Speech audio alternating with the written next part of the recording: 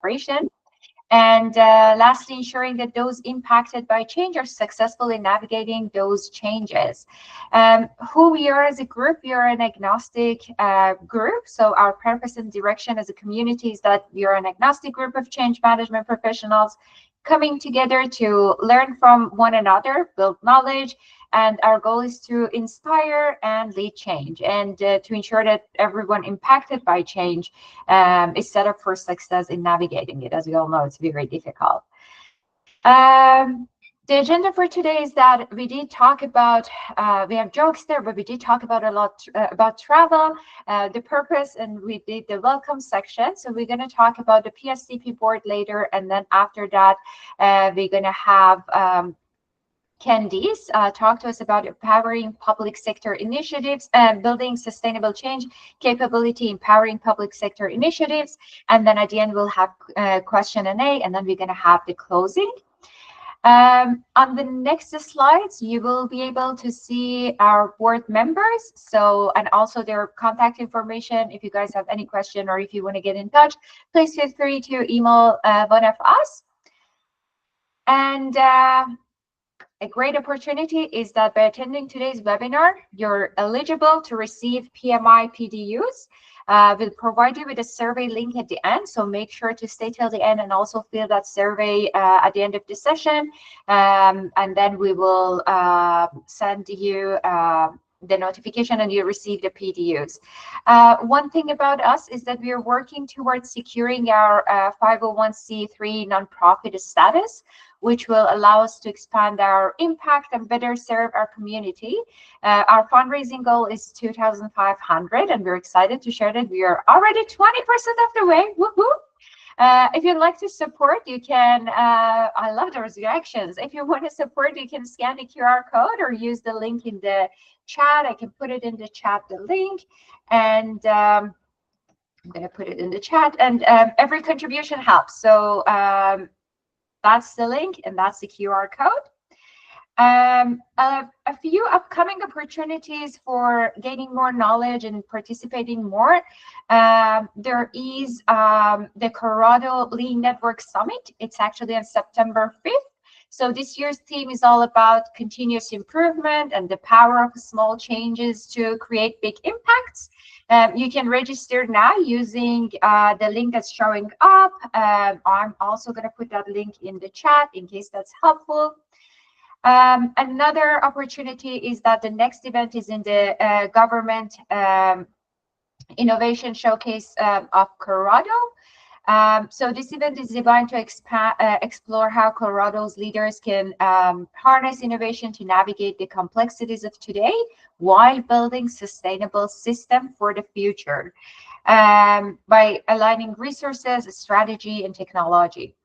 If you guys want to register for any of those, please feel free to do so. But without any further ado, I'm thrilled to welcome our speaker, Candice Laviolette.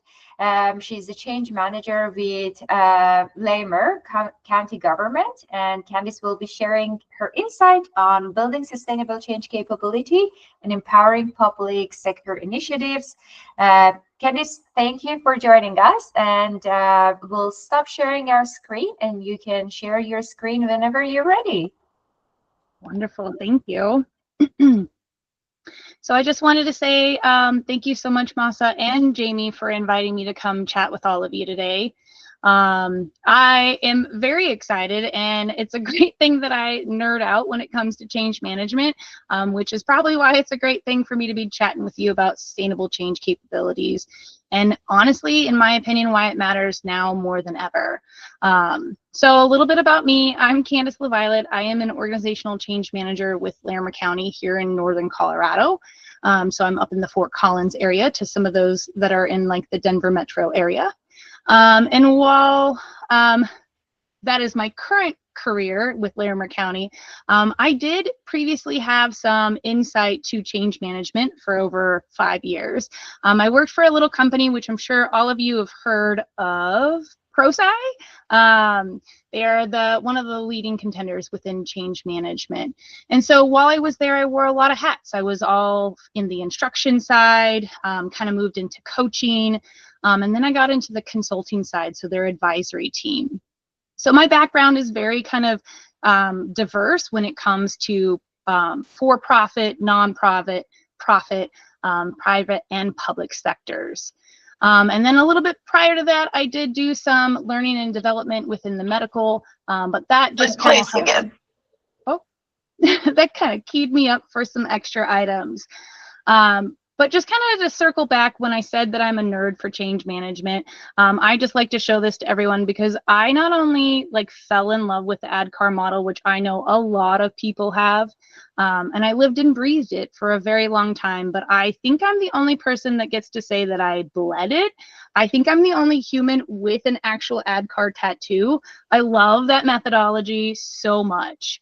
And so it just really dived me into this thought process of how to build capabilities within organizations, and one of my strong suits. So my goal for today is to really just help support you through those sustainable change within the public sectors, really covering some 4 main areas, hoping to guide and empower your own teams and organizations. And just like Masa and Jamie had said, if there's any questions, even along the way, you don't have to save it for the end. You can come off mute or even put it in the chat. They'll stop me, and we can just continue to chat through any questions you have. So let's just dive in. So one question I asked myself when putting this together for you all is, why is it more critical than ever for public sector organizations to build that internal change capability? So the why, right? The pace of change is relentless and it's accelerating. Tech transformations are redefining everything from the back-end systems to the frontline services. AI adoption is pushing some major evolutions in workflows, job roles, and citizen interfaces. Those climate policies are always in flux. They're demanding services and cross-agency collaboration. And I hate to say it, but 5 years later, we're still dealing with our pandemic recovery. But it's reshaped how we deliver services and engage with our citizens. So it's a great thing. We also have our digital services being the norm, not the future. And that bar just keeps rising and rising. And then we're going to layer onto that the constant shifts due to government priorities, due to whatever political cycles we're in. And so honestly, that all just really demands our agility and our speed and adaptability. So that means we need that internal capability, not just that external support. We also, this is huge because I was just sharing earlier, I have some children that are now they're adults. And so they're that younger generation getting into the work experience. And so it's not just a single audience, right? It's the multiple generations with radical different expectations. Our older generations really rely on those traditional channels that we all know and expect, especially with those kind of person-to-person supports. And then there's us, right? The middle generation, we kind of grew up with that evolution of technology. And so we're adaptive, but we've also seen what's worked before and what's worked after. And then just like I said, that younger generation that's never known a world without instant gratification, the smartphones, the search engines, or that 24/7 services. And so this emerging generation of constituents is really demanding instant access to services, that personalized digital first experiences, transparency, responsiveness, and speed. And so I've kind of learned that within the public sector, it isn't just about keeping pace with this kind of new consumer grade. It's the standard for public services, right? Trust erodes and disengagement grows if we can't get up to pace with them. And then I hope that this is not too controversial because I also was a consultant. So I'm just going to say out loud, and if there's any consultants in the room or people that work in private sectors with our public sector companies, consultants do play a role, but it also can kind of create this dependency. Those consultants can be seen as transaction, right? They deliver and then they just exit. They can be expensive, again, with budget constraints kind of constantly moving. So it's not really a scalable long-term solution. And they're not embedded, right? They're not in our culture. So their limited understanding of our culture and the political nuances that we go through starts to create this capability vacuum. The public sector never builds the muscle it needs for the future of change. And so one key message I just want to throw out there is that we must move from being consumers of change and start to be creators of change. And so for anyone watching, just a call out for consultants, again, I was one of them as well. And what I learned is how do I want to say it? Instead of just being a private sector change consultant, start to use this as your greatest value in delivering outcomes. Build your client's internal capability. Move from being a vendor to a trusted advisor. That's what's going to open up the door to longer term partnerships, not just one-off engagements. So many times I have basically billed myself out of a job, but it was they kept calling back because they wanted Candace to come back and help them continue to build that change capability within their organizations. So I have a question for you all because I want you to engage with me. So I'm going to give you a couple seconds. If you can pull up an extra tab and go to polleverywhere.com, I'll show you the little link for it. And there's also a QR code. So if your phone is ready, I'm going to ask you a question. So in your experience, do you notice that within public sector organizations that you've worked with or work in, are you seeing that change be dependent on your organization, or is it more on the consultant side, or are you getting to that place where maybe it's a mixture of both?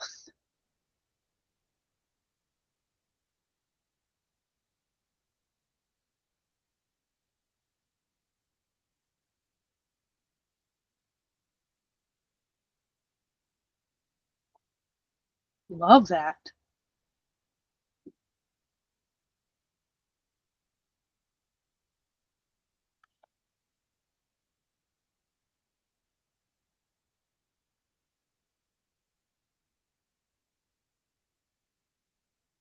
Oh, I love seeing this.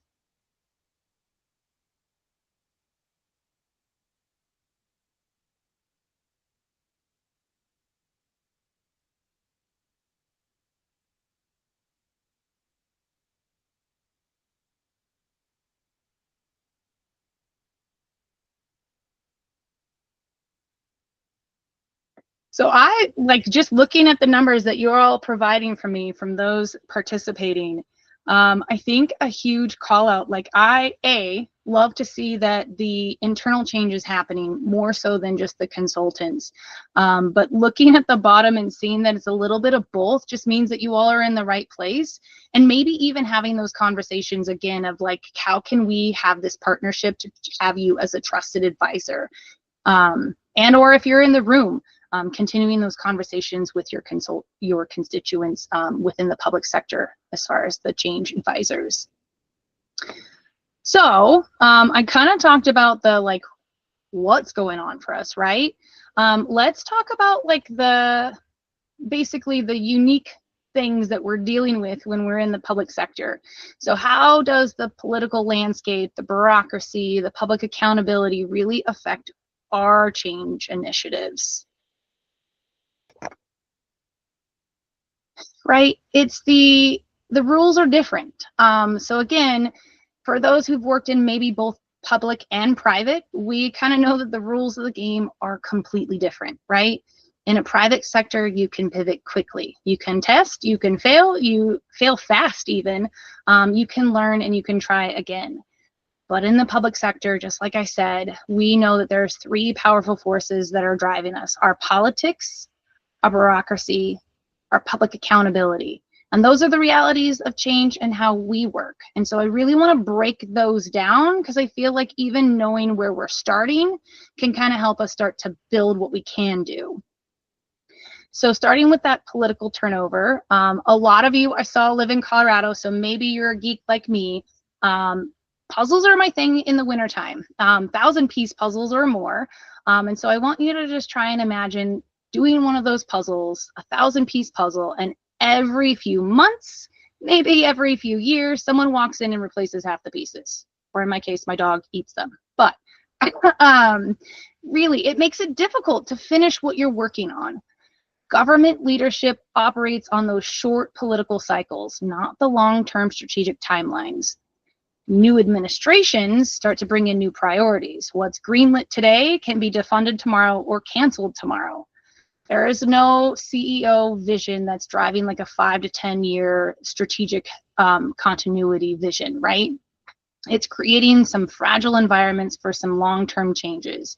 And what we're seeing is that initiatives are starting to stall, maybe they shift, or they just even disappear before the results are even seen. And so that is something we have to live with. The other thing is this risk-adverse culture. In the private sector, a failed project is just a lesson we get to learn from. In the public sector, all eyes are on us and it becomes a headline. So this fear of failure is deeply ingrained and not without reason. There's public backlash, there's scrutiny, media scrutiny, there's budget reviews, and then the political fallout. And it's really leading this culture of like maintaining the status quo is just safer than trying something new. That innovation gets quickly deprioritized, not just because people don't care, but it's just the penalty for failing is higher than the reward for succeeding. And so we just stay into the environment and not a lot of growth happens. And if it happens slow. And then we have our long budget cycles with the public scrutiny. So again, one thing that I've noticed with government, it's not just what you do, it's how, when, and with whose money you're doing it with, right? So budgeting, as we all know in the public sector, is often like a 12 to 24 month process with funding kind of tied to those rigid annual cycles. And it means that the public sector organizations can't move quickly and fund those emerging priorities or even pivot mid-project. And every budget line and resource allocation is subject to that scrutiny, audits, public records, committee reviews. And it just starts to create this need for a hyper discipline, more upfront planning, more stakeholder alignment, and more clarity around the outcomes. And so I know you all maybe won't agree with me, but I do think that that scrutiny is healthy. It is our taxpayers' money. It is our constituents' money. But it just means that we have to be more incredibly intentional and transparent and strategic on how we navigate through that. So another question I have for you all, so pulling out those phones or that web, I just want to know, and you can give one word. Is it the, sorry, my brain like wanted to stop. How many of you seen a promising project stall or die because of the risk aversion or the budget or the political climate? If you could just give me one word, or maybe it's something different, maybe something that I didn't even not acknowledge, but if you can just type in one word, I would love to see what is kind of those things that you have to deal with as far as getting through some changes with that, like that eyes on you that everyone can see. Candice, while people are typing their responses, there is this bar that might, if you could maybe hide it. I don't know if it's from my end only that I'm seeing it. From the, there we go. Yes, I couldn't see the bottom part of it. Thank you so much. Ooh, look at all those. I know. Budget is a huge one. I love the call out for sponsorship. Alignment. Alignment is huge right now, especially right now, right? We've had a political shift in like where we're going. It's shifting, and so what we were working on is completely radically different. And so that alignment, I think, is huge.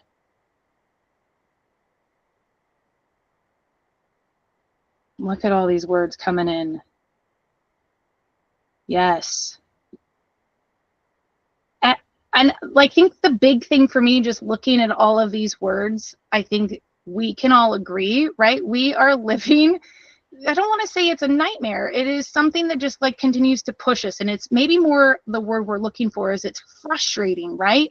But being able to look at this and say, okay, so this is my background. This is what I have to get through. What are these realities that I can start to use and kind of push forward? And so I have this question.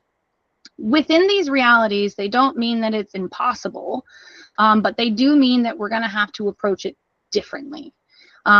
So what's the why in building internal change capability? We know it's not a luxury. It's really a survival for us, right? We want to build that change capability, and the only way to do so is to survive within this kind of climate. And so my question that I asked myself is, what can I share with all of you? Some tangible steps as change leaders that we can take today to really build that change capability within our public sectors. And so I know that you do not need a massive high-profile initiative to build that change. And I honestly would suggest, please don't start there. I would say find something small, something low risk, high learning. Find a team or a department that's got a specific manageable problem. Maybe they're trying to adopt a new project management tool, or maybe they're just trying to migrate to a new collaboration platform. This is where I want you to pilot that change management approach. Test different communication strategies, maybe some stakeholder engagement models, frameworks like ADKAR. We love ADKAR. Or if that's not your jam, totally fine. Find Kotter or whatever change management methodology you're using. Test them here. The goal is just to get that early win. When a small, successful team adopts this new process and sees that there's tangible benefits, that success becomes your story and your most powerful tool. That's the antidote that you need to share and build confidence and convince the next team to come on board. Also, I love change champions. You can't drive change alone. You need an army of advocates. And I can't tell you how often I've seen change succeed. And again, we called out sponsors. Sponsors are absolutely crucial. And that, I know what I'm saying goes against what ProSci says. Sponsors are the #1. They still are. But it is also those trusted peers that are driving that message home. And so I say, absolutely find them. An example I can give you is when I was working at ProSci, I was an advisor for this large multi-country agricultural company, and they were doing an SAP initiative. So to kind of break that down, basically I was brought in to help build a change initiative for this SAP, and it was with farmers. And so asking farmers to do a whole new, completely different system was a little huge. And so we actually started to train their champions. And I have this picture up here, and I love that it kind of tied to the PSCP, the seedlings, because that's what we called them. We got away with it because they were an agricultural company. And so we have these seedlings of basically growing them throughout the company. And so that's where I thrived, being able to put all of my effort and have those change champions be informal influencers, be those peer connectors, be the go-to people that they already are, but they're using that change language. And a lot of times they're not those managers or executives. And so I'd say use those managers or executives to find those people and start to empower them. I say the huge step is delivering some few hands-on workshops within Change Fundamentals, whatever you're using. Introduce them to those frameworks, again, ADKAR or Kotter. And if you have budget, you can always reach out to like any one of those companies, ACMP, whatever, or just even LinkedIn has some great change management fundamentals. But get them rooted into that language and that methodology, because they're going to become your boots on the ground. They're the ones that are going to normalize the change in the hallways, in those Slack channel conversations, those side conversations, and really where that culture is living. So I am a huge component on change champions. And then the other step would be our community of practice. That's why we're all here, right? We love them. And this is where it all starts to stick, where we start to build that common language of change, building cross-departmental group of change-minded people who meet regularly. You want to pull from your change champions, maybe some of your project managers, and even better if you can have some of those sponsors of successful change initiatives that have happened within your organization. This group becomes a safe space to share lessons learned. They celebrate their wins, and they talk openly about what didn't work, because that's where we start to get that gap, right? We're leaving the gaps that are happening because we're talking about what didn't work and learning from each other. It turns those isolated efforts into continued movement and helps sustain momentum across the organization. And then I would not be a change practitioner if I didn't say the last and most crucial one is focusing on that human side. The platinum rule of change management: tech is the enabler, but behavior is the barrier. So you can implement the best tool in the world, but without human adoption, we know it's going to fail. Change, we know, is emotional. It stirs fear, it stirs anxiety and resistance.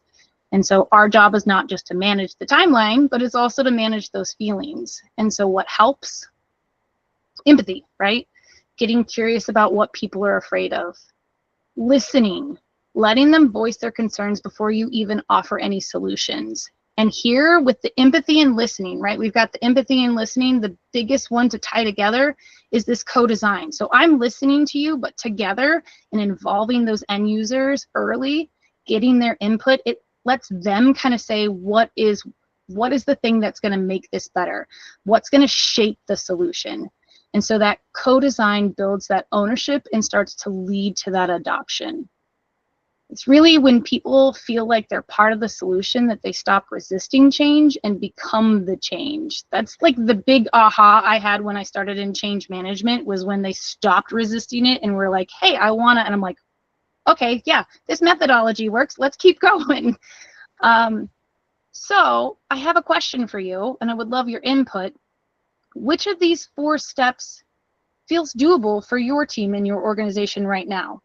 I'm going to put into the poll. You can pick more than one, but I would just even suggest picking the biggest one. And Masa, you have somebody have a question? Yes. So the Microsoft bar at the bottom is blocking the slide that we see. So, for example, yeah, that one. Let me try and minimize it if I can do it fast enough, as everyone gets to see me navigating through this. I'm learning because I have no idea how to do that. So thank you for sharing the steps with us. Yeah, I'm like, how do we minimize it? If anybody knows a quick one, typically it just comes up and says minimize. Just maybe go to your main page again. Or like wherever you're presenting. Yep. Is that like, if you could stop sharing and then share again? Yeah, we could do that. Let's see. Stop presenting. All right. Oh, yes. So try to sharing taskbar behaviors is the setting place. So let me share again, and let me just maybe pick. And everyone, meanwhile, you can totally participate in the question. I'm going to put the link again in the chat. And oh yeah, you're participating. You're on top of it. I'm like, is it working now? Yes, thank you. Yeah, of course. Thank you for calling it out. Group effort. Thanks, Alex. Yes, thank you. Thank you. All right. I think, yes, I can share the last slide. Pop that back.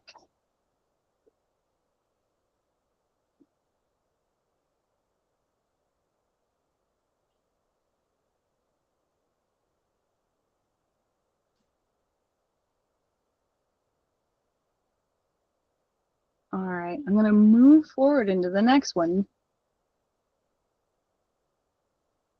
Yes, that is such a huge call out, right? We want to make sure that they've got that safe space, making sure that they feel like they're being heard.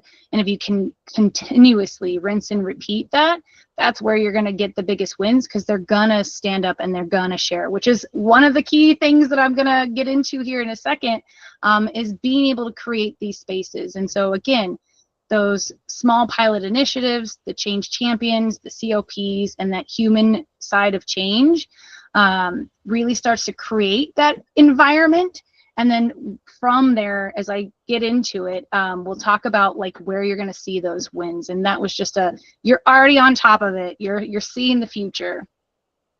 I love I'm sorry, I'm geeking out because building change champions is like my heart and soul. Like I love just getting people like from the end users, those kind of trusted peers, the people that are going to talk the most about change, being like a huge number one within your sectors of something that you can do. So that just like warms my heart, and it warms my heart for you as a change practitioner within your organizations.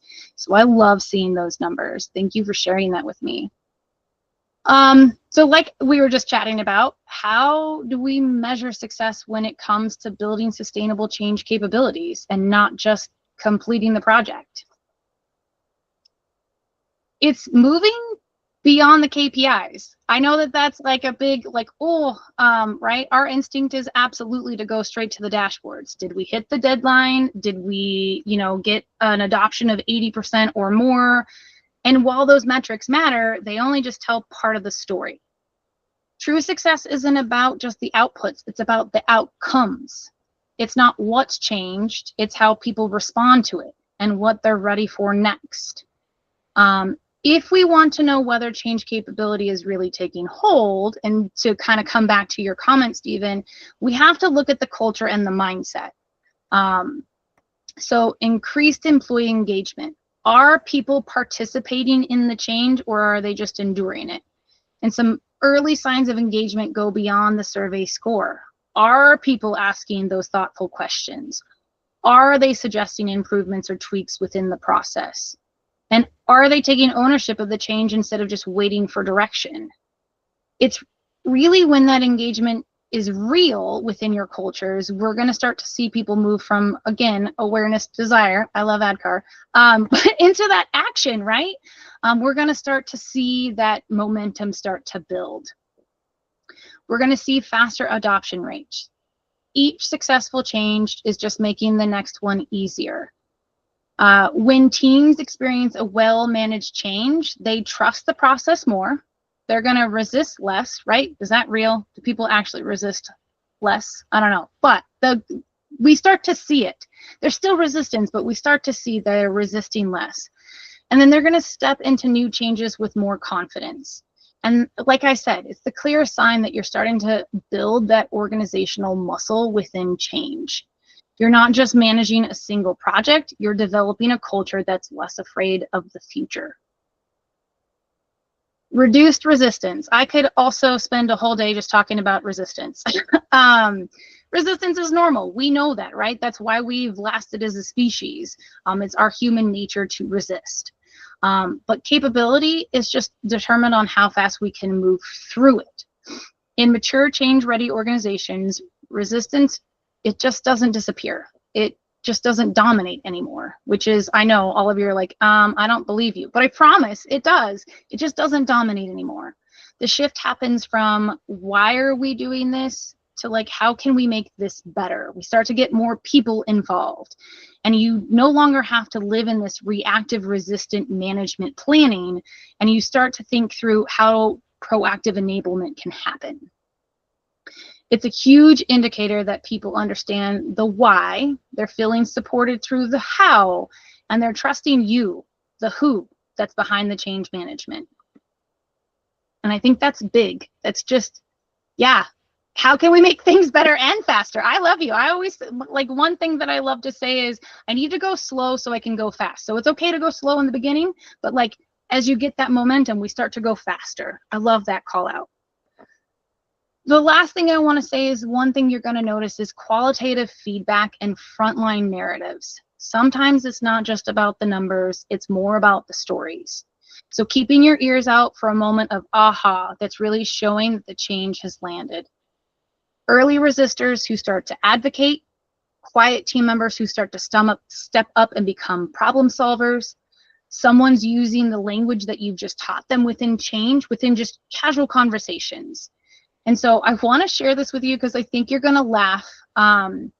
So again, at my time with ProSci, I was supporting an internal change within ProSci, and I know you're going to be like, what? ProSci had resistors? Yes, ProSci, company completely full of change practitioners, they also resisted.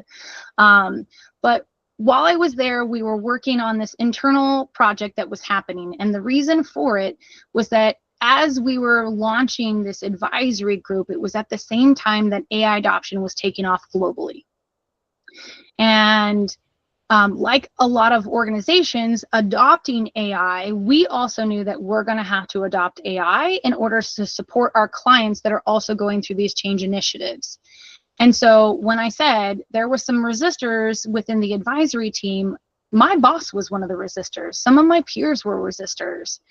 And it was being able to go through that change capability and using our community of practice, using some change champions, and then of course doing this small project that one day I just in a meeting with a bunch of my peers had heard one of them say with their boss, or I think the boss was actually saying, I just used AI to X, Y, and Z. And it was that moment for me that I was like, yes. And I got some high fives, and there was like some encouragement that was happening. It was just this huge wave of like, yep, we understand, we're doing this, and we will.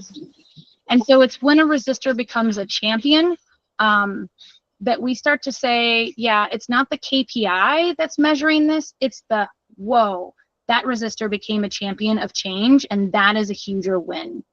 And so I love to say, yes, track your metrics. It absolutely sits with our sponsors and kind of our CEOs and those kind of high level people. But I'd say also listen in the hallways. Watch for that sign of a culture shift where you're really going to start to see that return of investment in the change capability and where that's going to live. And so I have one more question for you. And it is, how does your organization measure change successfully today? And it doesn't have to be one of the things that I showed. I would just love to hear, like, is it really those KPIs? Is it the qualitative? What is it that really you get to see? Yes.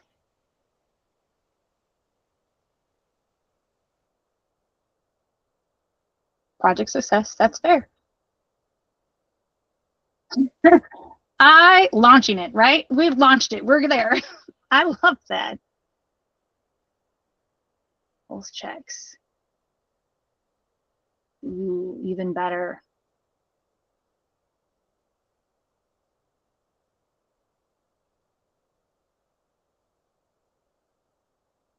I don't know who put praise and compliments, but I want to go work in your organization. I love praise and compliments. Oh.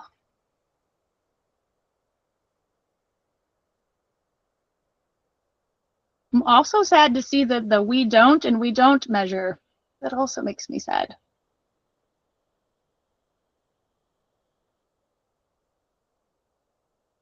Yes, these are some great.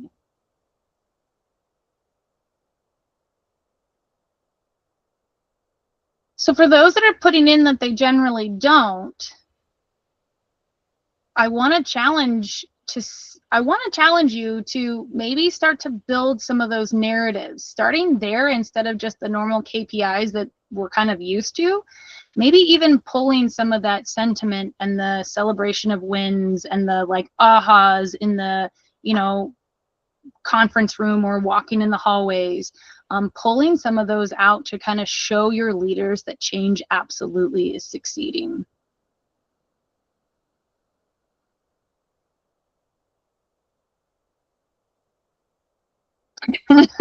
I love magic. These are some great responses.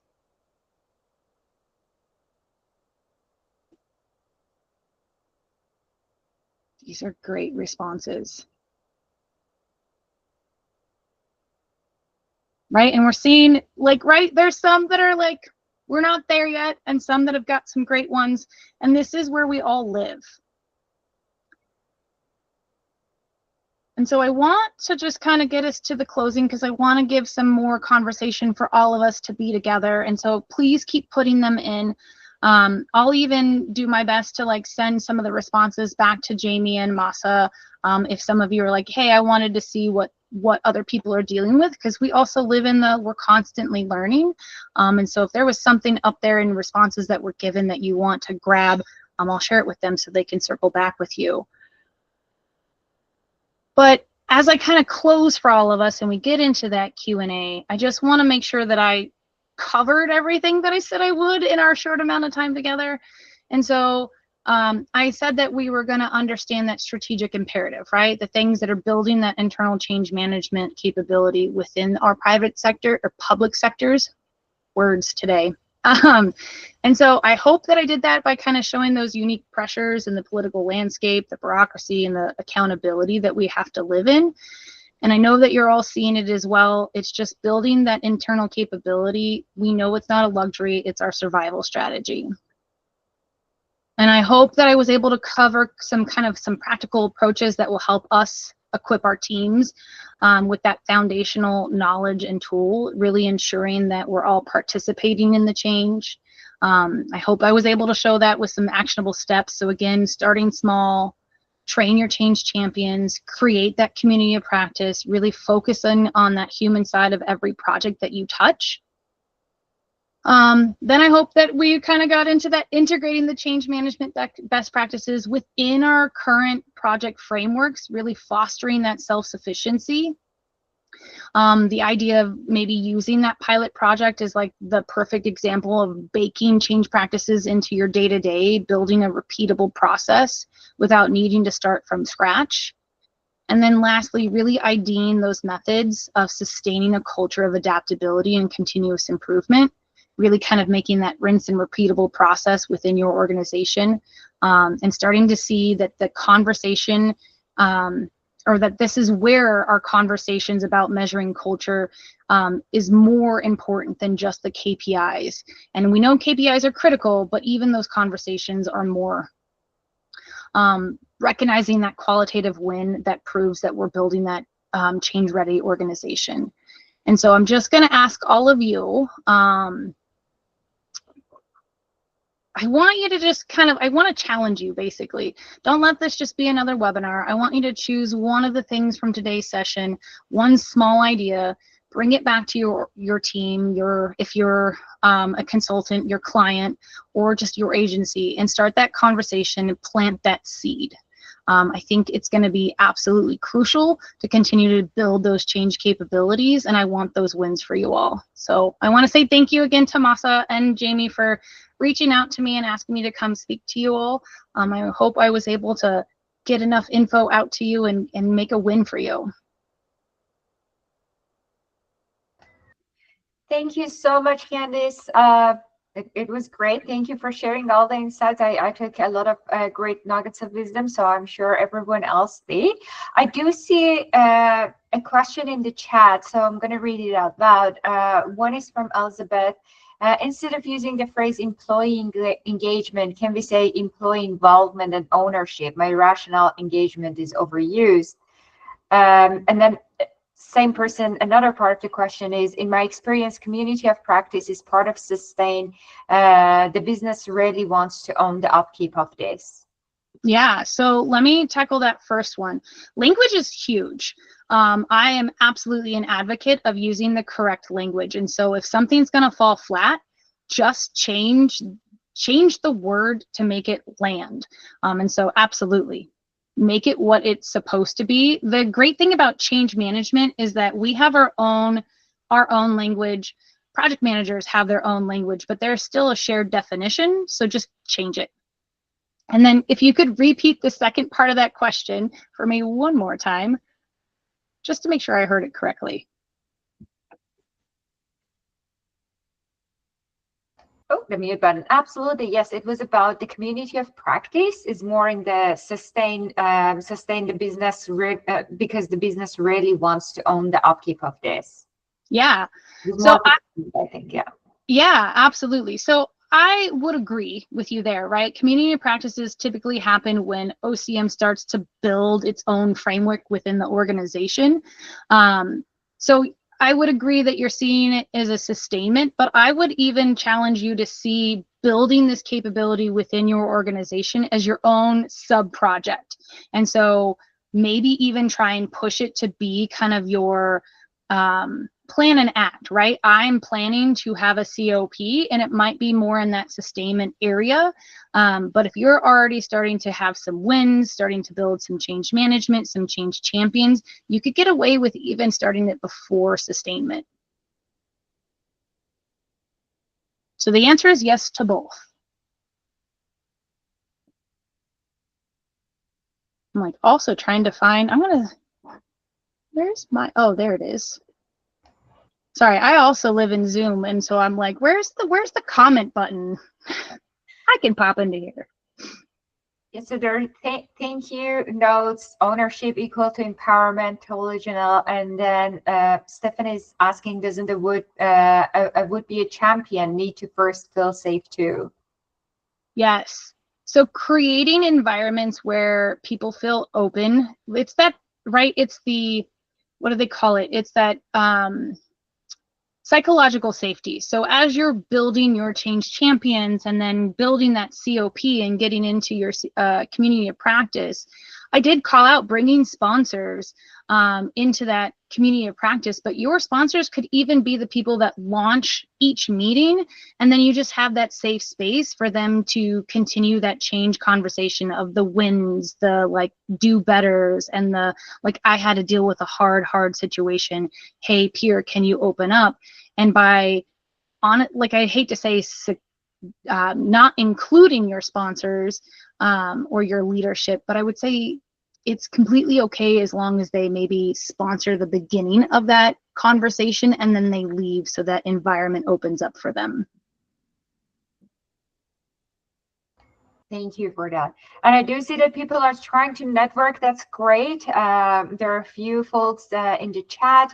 They're talking about what are the initiatives they're working on, and if anyone is related or have information about those projects, please get connected with each other, because that's what brings value. We all share our learnings and lessons learned, and then we make the change more successful for others.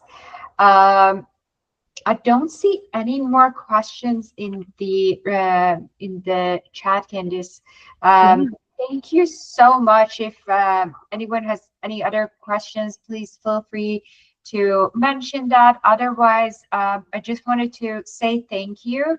And then for sharing, Candice, for sharing such insightful, thoughtful presentation. And we all have takeaways from this session. So let's give our presenter a big round of virtual applause. If you enjoyed this session, learned something new, add a reaction, and then, yeah, let's fill the screen with appreciation. Thank you again, Candice. Thank you all. Wonderful. Love to see that.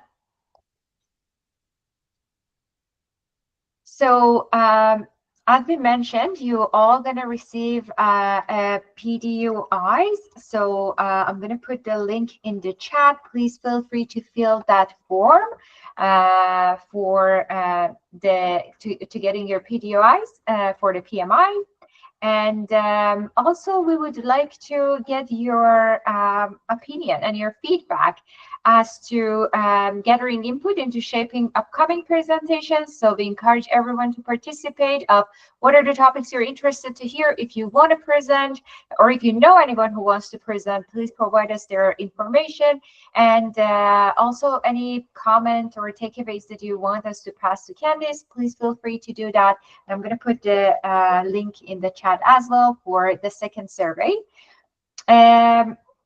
If you want to keep in touch with us, we do have Blue Sky social media.